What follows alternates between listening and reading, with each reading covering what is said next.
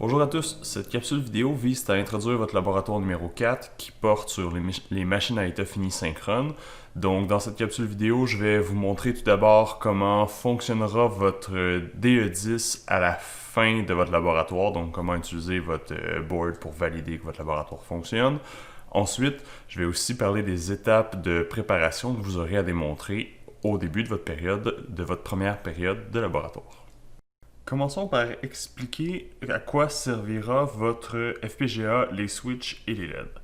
Donc tout d'abord, en ce moment, on voit que des LED sont activés en ce moment sur mon board, étant donné que je suis dans un état où les sorties sont à don't care, les sorties sont dans un état indéfini, on n'a pas encore réalisé d'action. Ensuite, un code d'identification devra être fourni grâce au switch 8 à 0. C'est le code d'identification qui devra être interprété par vos machines à état fini. Il y aura deux machines à état fini dans votre laboratoire. Donc la sortie de la première machine à état fini va être démontrée grâce aux LED 9, 8 et 7, alors que la sortie de la dernière machine à état fini va être démontrée grâce aux LED 2, 1 et 0. On peut tout de suite établir un premier code d'identification à l'intérieur à l'aide de nos switches. Donc, tous les codes d'identification commencent avec 2 bits qui sont à 0. Donc, ma switch 8, ma switch 7 va rester à 0. Ensuite, on doit activer certaines switches pour créer nos codes d'identification. Donc, par exemple, je pourrais décider d'avoir 4 switches d'allumés. Il va falloir que les switches activés soient consécutifs. Donc, en ce moment, on a le code 00111110. Comme on le voit à l'écran, il y a deux séquences de décodage à l'intérieur de notre système. Donc, la switch 9 va nous permettre de transiger à travers le système. Est-ce qu'on est en train de faire la première séquence de décodage? Est-ce qu'on est en train de faire la deuxième séquence? Donc, si j'active la switch une première fois, le système a chargé les données et on voit ici ma première séquence s'activer. On a la sortie 4 qui s'allume. Et lorsque on effectue le compte une deuxième fois, la deuxième séquence s'allume également. Si on fait un changement au niveau du code d'identification qui est traité par nos machines d'état. Donc, par exemple, si j'envoie le code 00111 suivi d'un 0, lors de la première activation de ma séquence, c'est la machine d'état numéro 1 qui effectue son travail. Donc, on voit ici la sortie 3, elle est activée parce que j'ai 3 1 placés un à côté de l'autre. Alors que ma deuxième machine d'état produit encore la sortie sur l'ancien code, ce qui est tout à fait normal. Et lors d'un deuxième coup de séquence, maintenant ma deuxième machine d'état fait également son boulot et on voit à la sortie le résultat du code 3. Si on fait un dernier exemple et qu'on tombe avec le code 1, donc on a 0010 comme code d'identification, lors d'un premier coup de séquence, il y a seulement la première machine d'état qui fait son travail, et lors du deuxième coup de séquence, la deuxième machine d'état fait également son travail.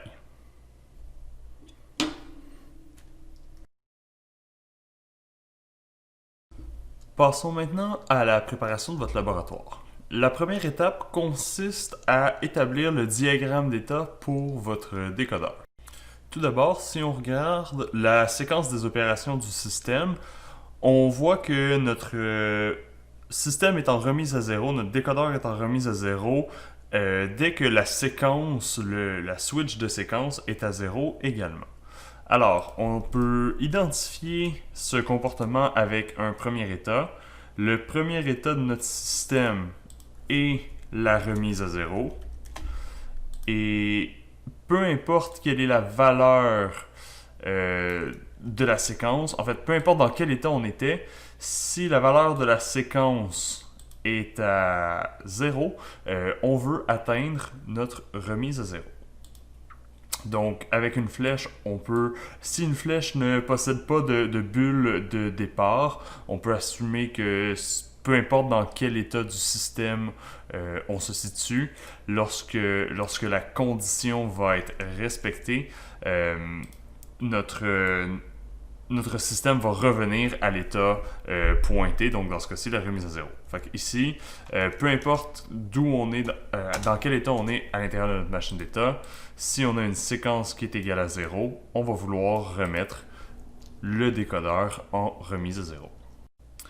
Ensuite, c'est important de comprendre que malgré le fait qu'on ait placé toutes les switches de notre board à 0 ou à 1 en même temps, le système envoie ces valeurs de switch, ces 6-7 bits-là, de façon séquentielle. Il faudra donc décoder le signal S un bit à la fois. Si on regarde notre premier bit de S, il n'y a que deux cas possibles. Soit on reçoit un 0 et on ne peut pas encore conclure quelle est la sortie du CBA possible. Dans le fond, on a 2, 4, 6, 8 états possibles si on a reçu un 0.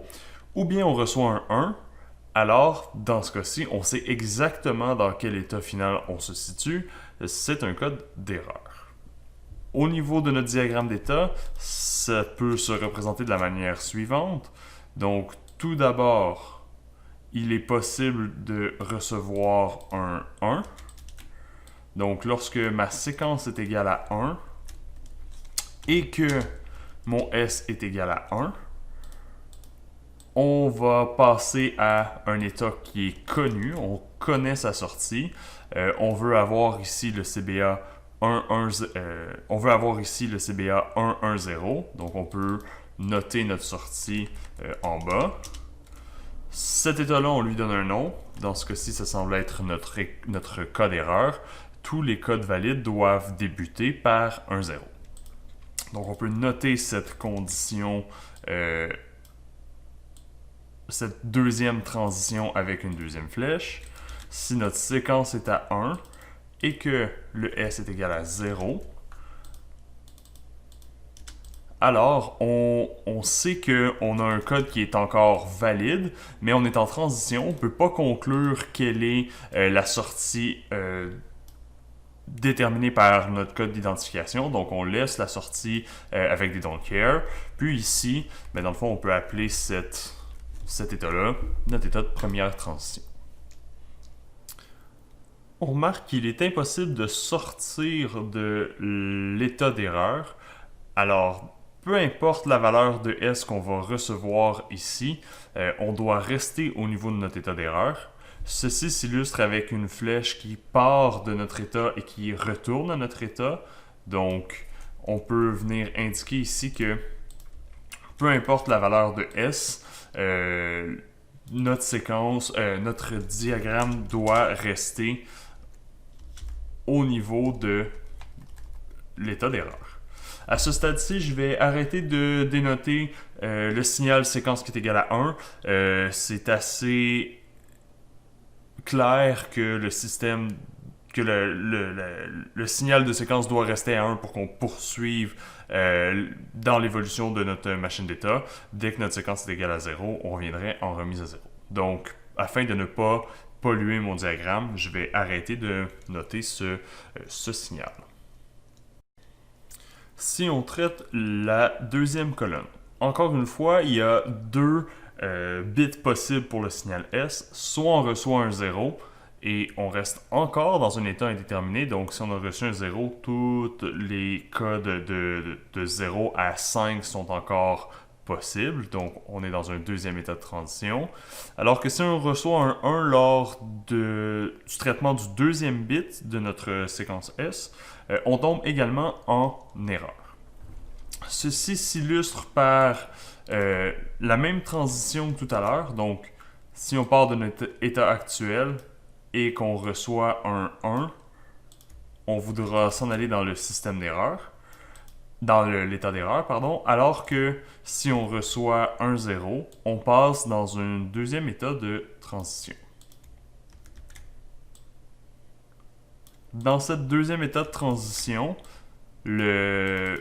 la sortie reste à XXX parce qu'il y a encore 6 sorties possibles.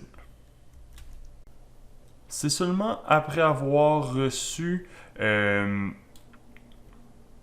les 2 premiers zéros et un 3e zéro qui termine notre séquence qu'on peut vraiment conclure à une sortie. Donc, si le 3e bit du signal S qui est reçu représente un 0, cette fois-ci, ben, on connaîtra quelle est notre sortie. On est en présence du code 0 à ce stade-ci et nos 3 sorties sont connues. On peut donc établir les valeurs du CBA à ce moment. Alors, si à la fin, notre S est égal à 0, on peut conclure à notre état. Et on remarque que on ne peut pas sortir de cet état-là, donc on illustre ce phénomène avec notre flèche qui part et qui re-rentre au niveau du même état. Donc si le 4e, 5e, 6e bit est à 1 ou à 0, ça ne devrait pas avoir d'incidence sur nos sorties. Alors, je vous laisse compléter votre diagramme pour terminer cette étape de la préparation de votre laboratoire numéro 4. La prochaine étape de votre préparation pour le laboratoire numéro 4 est la création de votre table d'excitation. Il est possible qu'en classe, vous ayez vu 2 tables différentes pour traduire votre diagramme. Donc, il est fort possible que on vous ait montré à associer des valeurs de bascule à chacune de vos états et ensuite faire une deuxième table dans laquelle on montre les transitions des différents états. Mais afin de faciliter le débogage, je trouve qu'il est préférable de regrouper les 2 éléments ensemble. Donc, allons-y. À la fin de votre diagramme, vous devriez avoir 14 ou 15 états qui gèrent l'ensemble de votre décodeur. Commencez par placer vos différents états à l'intérieur de votre table d'excitation et associer à ces états des valeurs binaires pour chacune de vos bascules. Donc, c'est assez arbitraire. Évidemment, plus on réfléchit à la position de nos états à l'intérieur de notre table, plus il est possible de profiter de certains, de certaines simplifications au niveau des futures tables de Carnot. Mais si on y va dans l'ordre dont on a créé nos états, donc on a commencé par la remise à 0, l'erreur, les 2 états de transition suivis de notre premier code de sortie. J'ai simplement listé mes états dans l'ordre de création au niveau de ma première étape. Et avec un décompte binaire, on est capable d'associer arbitrairement des valeurs à chacune des états. Les valeurs qu'on donne à nos états à ce stade-ci n'ont aucune importance. Ensuite, il suffit de suivre le diagramme d'état et pour établir quel est le prochain état et les prochaines valeurs de nos bascules. On dénote les prochaines valeurs de nos bascules Q étoile. Donc l'étoile vient indiquer qu'il s'agira de nos prochains états. Donc, si on traite par exemple la remise à 0, donc lorsqu'on a un S qui est égal à 1, on se déplace vers le système d'erreur. Donc, quand mon SEQ est à 1 et que mon S est égal à 1, mon prochain état devrait être mon état d'erreur et on connaît les valeurs qu'on a associées à cet état-là. Donc, Q3, Q2, Q1, Q0 vont passer de mon état actuel, 0, 0, 0, 0, au prochain état. L'état d'erreur vaut 0, 0, 0, 1. C'est ce qu'on vient de noter dans notre table d'excitation. Lorsqu'on a un S qui est égal à 0, le prochain état est mon état de transition numéro 1. Donc, mes bascules vont passer de 0, 0, 0, 0 à 0, 0, 1, 0. C'est ce qu'on vient de noter dans notre table d'excitation. Finalement, il faut aussi prendre le temps de venir écrire quelles sont les sorties qui sont associées à notre état actuel. Donc, en remise à 0, nos sorties sont indéterminées. On peut placer des don't care à l'intérieur de notre table d'excitation. Faisons un deuxième exemple. Par exemple, si on remarque ici l'état de transition numéro 1, alors nous voulons gérer la troisième entrée dans notre table de transition. Si on reçoit un S qui est égal à 1, on veut encore s'en aller au niveau du système de l'état d'erreur. Alors, on sait que on voudra passer de l'état 2 à l'état numéro 1. Mes prochaines valeurs de Q3, Q2 et Q1 représentent les données de notre erreur. Si on a un S qui est égal à 0, on veut ici s'en aller vers la deuxième transition. La deuxième transition a un code qui est équivalent à 3. Donc Q3 étoile restera à 0, Q2 restera à 0, Q1 restera à 1, alors que Q0 passera de 0 à 1. Et encore une fois, dans l'état de transition numéro 1, les sorties sont indéterminées. Gérons un dernier état pour vous montrer comment les loopbacks et les latches dans les états actuels s'effectuent. Donc par exemple, si on prend l'état code 0, peu importe la valeur de S, nous resterons à code 0. Donc mon état actuel est code 0, peu importe la valeur de S, je veux transitionner de code 0 vers code 0, donc on note le même état au niveau de notre entrée. Ce qui veut dire que les bascules ne bougeront pas, nous étions dans l'état 4, nous resterons dans l'état 4, donc Q3, Q2, Q1 et Q0 prendront les mêmes valeurs. Dans cet état, la sortie est connue. On voudra assurément éteindre toutes les LED de notre FPGA, donc on peut venir établir une valeur de sortie. Il ne vous reste qu'à compléter les deux états ici qu'on a ignorés ou qu'on a sautés, de même que les nouveaux états que vous aurez trouvés dans votre diagramme d'état. Ensuite, lorsque vous aurez complété votre table de transition, votre table d'excitation, il faudra établir les valeurs Il faudra établir les équations qui nous permettront de passer de Q3 à Q3 étoile, de Q2 à Q2 étoile, de Q1 à Q1 étoile, de même que de Q0 à Q0 étoile. Et il faudra aussi trouver les équations pour nos trois sorties CBA. Pour arriver à faire ça, on a besoin des tables de Carnot. Donc, par exemple, prenez toutes les états de votre colonne ici pour Q3 étoile et venez les placer au bon endroit dans votre table de Carnot. Faites la même chose au niveau de quand le S est égal à 1. Venez placer vos valeurs dans votre table de Carnot et faites vos regroupements.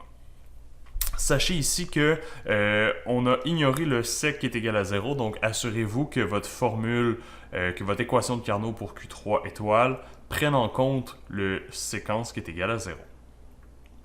Pour ce qui est des sorties, on n'aura pas une table à 32 entrées, on n'aura qu'une table à 16 entrées, puisque les sorties CBA ne dépendent que de nos états. Donc, par exemple, prenez toute la colonne qui est associée au C, venez reproduire vos valeurs à l'intérieur de votre table de Carnot ici, et trouvez l'équation de Carnot pour C.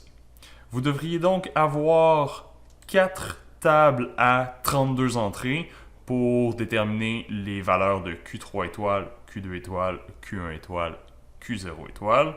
Vous devriez avoir 3 tables de Carnot à 16 entrées pour C, B et A. Une fois le travail sur votre décodeur terminé, le signal S qui aura pris plusieurs coups d'horloge à arriver de façon séquentielle au niveau de votre décodeur sera converti en un code CBA qui va sortir en parallèle après votre décodeur. Ce code CBA parallèle va être interprété par un bloc fourni à l'intérieur du design. Donc l'émetteur qui est ici a été codé par vos enseignants. L'émetteur va prendre le code CBA qui est reçu par votre décodeur et va le sérialiser à nouveau sous la forme d'un deuxième code d'identification différent du premier. Donc, à la sortie ici, TX va être un nouveau code d'identification série, mais qui va être différent du S. Puis, Ce deuxième code d'identification série sera interprété par votre récepteur et on devrait tout de même retrouver le même CBA à la sortie. Donc, le décodeur et le récepteur reçoivent un code série S, qui sont différents, mais doivent produire les mêmes sorties CBA. Vous devrez donc créer un deuxième diagramme d'état qui va interpréter les codes sériels transmis par l'émetteur, reçus par votre récepteur, pour en établir son fonctionnement. On voit ici que les codes ont tous 6 bits, contrairement au décodeur qui décodait un signal de taille variable. Ici, on aura assurément 6 bits à l'intérieur de chacune de nos signaux reçus, de nos codes d'identification reçus au niveau de notre récepteur. Toutefois, afin que vous compreniez comment l'émetteur fonctionne, on a omis d'écrire 2 de ces codes-là. Donc, vous ne pourrez pas créer un diagramme d'état complet tant que vous n'aurez pas trouvé les 2 codes manquants à l'intérieur de l'émetteur. On pourrait faire l'analyse du circuit complet tel qu'illustré à la page précédente, mais un raccourci ou une simplification de ce circuit vous est présenté à la figure 9 et c'est ce que je vais expliquer. La figure 9, présente à la page 8, est une simplification du circuit de l'émetteur. Donc, je vais illustrer le fonctionnement de cette simplification avec un code qui est déjà connu, avec le code 011. On remarque que 5 bascules sont interconnectées entre elles et un loopback est créé entre la dernière bascule et la première. Les bits qui sortiront à la suite de ce shifting register va être le bit de sortie ou vont faire partie des bits de la séquence à trouver. La position entre la bascule 1 et la bascule 2 est illustrée par la sortie C. Un XOR va être placé à cette position si le C est égal à 1. En ce moment, la bascule 2 est reliée à la bascule 3 directement parce que le B est égal à 0, alors que la bascule 3 est reliée directement à la bascule 4 parce que le A est égal à 0. Dans notre exemple à nous, tentons de illustrer comment retrouver le code CBA pour le code 011. Donc, à la position C, puisque le bit du C est à 0 dans le code qu'on tente de retrouver, tout ce qu'on a besoin de placer à l'intérieur entre la bascule 1 et la bascule 2, c'est un fil. Ensuite, le bit B dans le code que l'on désire retrouver est à 1, donc on va venir insérer un OU exclusif à l'intérieur de notre design. Ce OU exclusif va être connecté avec le loopback et va être connecté avec le OU exclusif justement. Puis la deuxième branche du OU exclusif va servir à connecter la deuxième bascule D. Ensuite, ce OU exclusif va être connecté à l'entrée de la troisième bascule. Puis, étant donné que dans mon code, il y a un 1 également qui est associé à la sortie A, le même stratagème va être employé pour relier la bascule 2 et 3.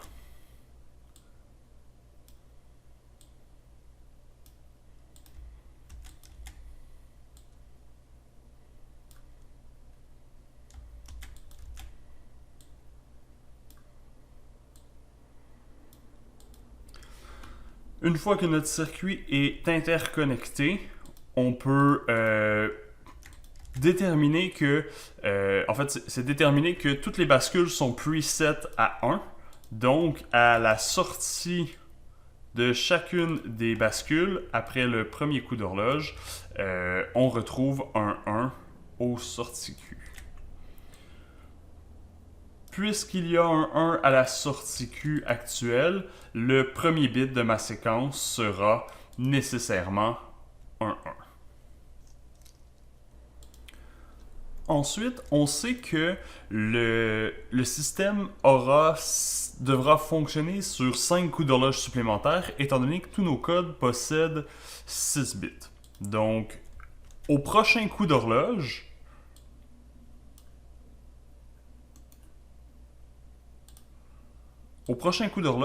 le 1 qui est à la bascule 1 va se transférer à la sortie de la bascule 2.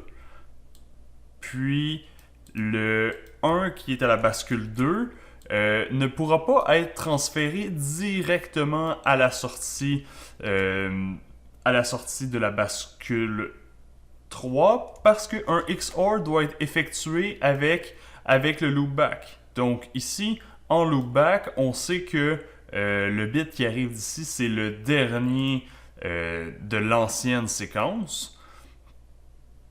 Alors, le 1 qui est placé à la toute fin va être utilisé en loopback, combiné avec un XOR. Et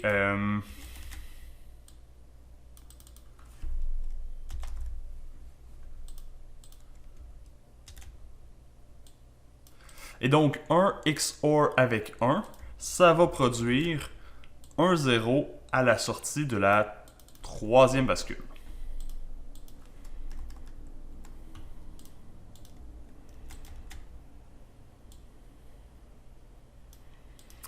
Le même phénomène va se reproduire entre la bascule 3 et la bascule 4. J'ai un 1 actuellement à la sortie de ma bascule 3. Un XOR va devoir être fait avec le 1 en loopback, ce qui produira un 0. Donc, ça ici, on peut le répéter pour notre troisième bascule. Et le 1 qui est à la quatrième bascule, lui, il se transfère automatiquement à la sortie de la cinquième bascule. Et ce 1-là est automatiquement transféré au niveau de notre code à trouver. Dernière chose qu'il faut prendre en compte, c'est que ici, un bit doit arriver aussi au niveau de notre bascule 1. Donc le 1 qui était à la fin de notre ancienne séquence d'analyse, loopback complètement à l'intérieur du système. Alors, un 1 sera réintroduit au niveau de la première bascule. Faisons un deuxième coup d'horloge pour voir comment le système évolue. Donc, le 1 qui est ici à la fin de ma dernière bascule va être retransféré à l'entrée de la prochaine bascule. Donc, encore une fois, notre bascule 1 aura un 1 à sa sortie. Le 1 qui était précédemment présent au niveau de notre bascule 1 se transfère au niveau de la bascule 2. On a encore une fois le système de XOR qui est employé entre la bascule 2 et 3, puis entre la bascule 3 et 4. Mais cette fois-ci, le XOR s'effectue avec le 1 qui était à la fin du deuxième bloc.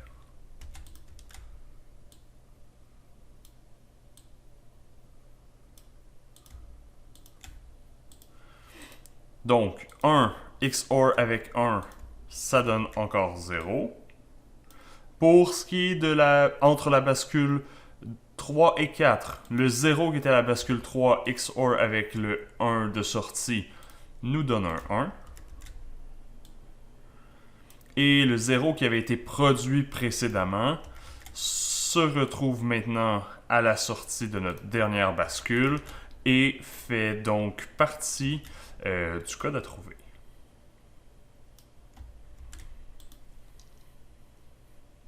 Lorsqu'on est assez avancé dans notre analyse, on peut procéder un peu plus rapidement pour trouver les prochains bits. Donc par exemple, on sait que le 1 qui est ici va se transférer directement à la sortie du système lors du prochain coup d'horloge. Et donc ce 1-là fait assurément partie de la séquence à la toute fin. On sait que ici, le 0 qui est là va subir un XOR avec le 0 qui est ici.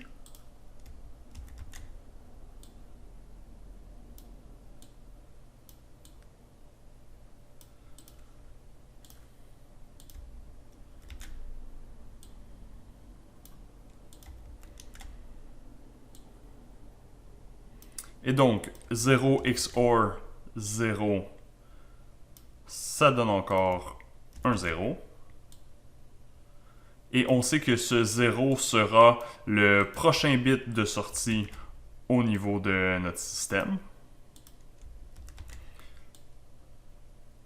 Et donc, je vais arrêter mon explication ici parce que là, c'est juste la répétition. Mais on a déjà trouvé 5 des 6 premiers bits. Il manquerait juste une étape de plus à trouver. Et si on regarde les 5 premiers bits qu'on devait trouver au niveau de notre CBA, on retrouve bien le 1, 1, 0, 1, 0. Il faudrait seulement faire le suivi du bit qui est ici sur les 3 prochains coups d'horloge pour être capable de le transférer à la sortie de notre système. Donc, une fois que les deux codes manquants auront été trouvés, vous pourrez créer le diagramme d'état pour votre récepteur. Ce diagramme d'état va être construit de la même manière que le diagramme d'état du décodeur l'a été, c'est-à-dire qu'une remise à 0 est effectuée lorsque le signal de séquence est égal à 0. On va sortir de notre état de remise à 0 seulement lorsque la séquence est à 1 et qu'un bit S aura été reçu. Il y a deux possibilités de bits pour notre bit S. Soit on reçoit un 0, soit on reçoit un 1. Vous remarquerez qu'il est impossible d'avoir un 0 en premier bit S. Donc, si on reçoit un 0, c'est qu'on tombe dans le cas d'erreur. Donc ici, notre état pourrait être le nouvel état d'erreur. La sortie ou la valeur utilisée pour le code erreur pourrait être le code 111 qui est ici. Je sais qu'il est écrit qu'il n'est pas utilisé, mais on peut s'en servir pour afficher une erreur au niveau de notre récepteur si on le désire. Ensuite, si on avait reçu un 1 comme premier bit, ben, on est encore dans une situation indéterminée parce que il y a 5 autres bits à analyser avant de pouvoir conclure au niveau de notre code. Donc, on serait dans un état de transition, dans un premier état de transition. Les états de transition ne possèdent pas des sorties connues, donc on laisse la sortie à indéterminé. Et là, le même stratagème se répète. Okay? Donc ici, si on reçoit un nouveau 0 au niveau du bit S, on tombe en erreur. Alors que si on reçoit un 1, on passe à la prochaine état de transition. Donc il y aura énormément d'états qui vont être dirigés vers le signal d'erreur. Si vous voulez simplifier un petit peu votre système, vous pouvez faire une flèche et utiliser des tags. Donc par exemple, ici, on sait qu'on pourrait recevoir un 1 ou un 0. Si vous voulez éviter de faire une vingtaine de flèches qui se situent vers le symbole erreur, vous pourriez, si nécessaire, juste faire un tag comme ça, définir où on s'en va, et ça c'est tout à fait acceptable également. Donc c'était juste un exemple que je faisais ici, c'est pas la bonne transition évidemment, parce que au niveau de notre troisième bit, on peut recevoir autant des 1 que des 0, donc c'est sûr et certain qu'on va tomber soit à l'état de transition 3 ou à l'état de transition 4. Mais à ce stade-ci, je vous laisse compléter votre diagramme. Je voulais simplement vous mentionner qu'on peut se servir de tags comme ça pour simplifier le schéma. Donc, je vous rappelle que vos 5 étapes de design sont à démontrer lors de la première séance de laboratoire. Ça représente une dizaine de points au niveau de votre labo. Et donc, vos chargés de laboratoire respectifs vont en faire la vérification.